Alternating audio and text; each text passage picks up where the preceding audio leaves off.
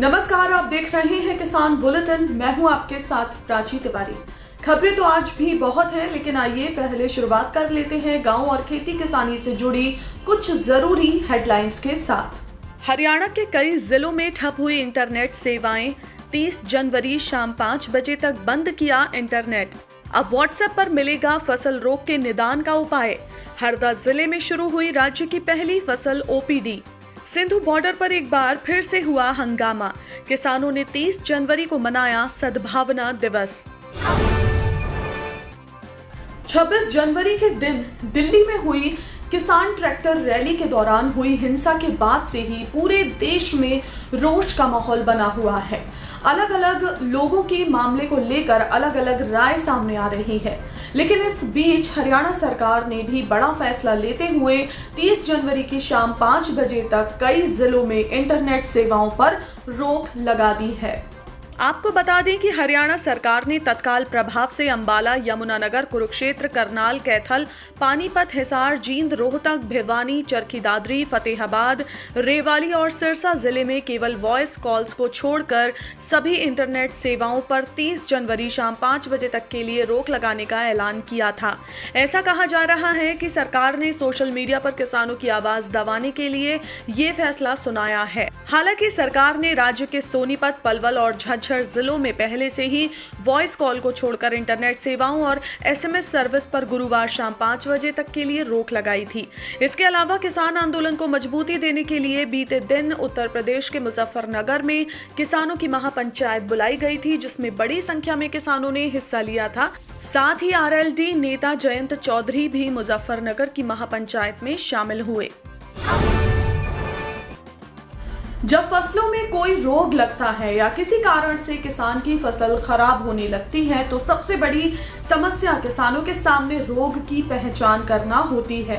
ऐसे में बहुत बार किसान समझ नहीं पाते कि क्या उपाय करना चाहिए, लेकिन अब किसानों को इस समस्या से छुटकारा दिलाने के लिए मध्य प्रदेश के हरदा जिले में राज्य की पहली फसल ओपीडी शुरू की जा रही है।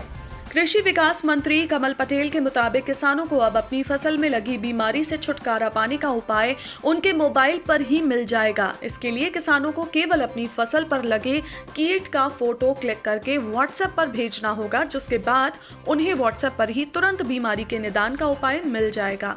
इसके अलावा कृषि मंत्री ने कृषि वैज्ञानिकों और कृषि विभाग के अफसरों को जिले के हर गाँव में चौपाल लगाकर फसल ओपीडी की जानकारी देने का निर्देश दिया है, ताकि ज्यादा से ज्यादा किसान इस सुविधा का फायदा उठा सकें।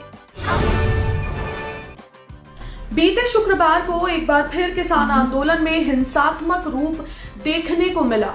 दरअसल 26 जनवरी को गणतंत्र दिवस के मौके पर हुए हंगामे के बाद से मामला अभी तक ठंडा नहीं पड़ा है, जिसके चलते ही बीते दिन सिंधु बॉर्डर पर स्थानीय लोगों और किसानों के बीच एक बार फिर से पत्थरबाजी हुई। मामले में पुलिस ने करीब 44 लोगों को गिरफ्तार भी कर लिया है।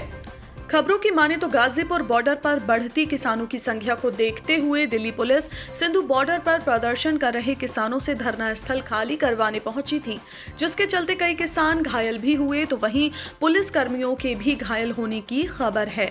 इसके अलावा किसान नेताओं ने शुक्रवार शाम को ऐलान किया कि 30 जनवरी को सद्भावना दिवस के रूप में मनाया जाएगा और इस दिन सभी किसान नेता भूख हड़ताल कर रहे हैं। उन्होंने देश भर के किसान नेताओं से इस भूख हड़ताल में शामिल होने की अपील भी की थी।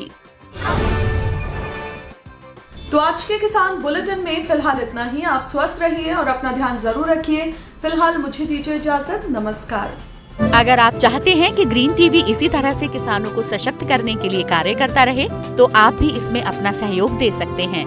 डिस्क्रिप्शन पर जाकर दिए गए लिंक पर क्लिक करें, पेटीएम करें, एनईएफटी और क्रेडिट कार्ड के जरिए भी आप हमें सहयोग दे सकते हैं। अगर आप हमारा ये वीडियो YouTube पर देख रहे हैं तो हमारे चैनल को सब्सक्राइब करें, और अगर FB पर देख रहे हैं तो इसे लाइक करें और शेयर करें।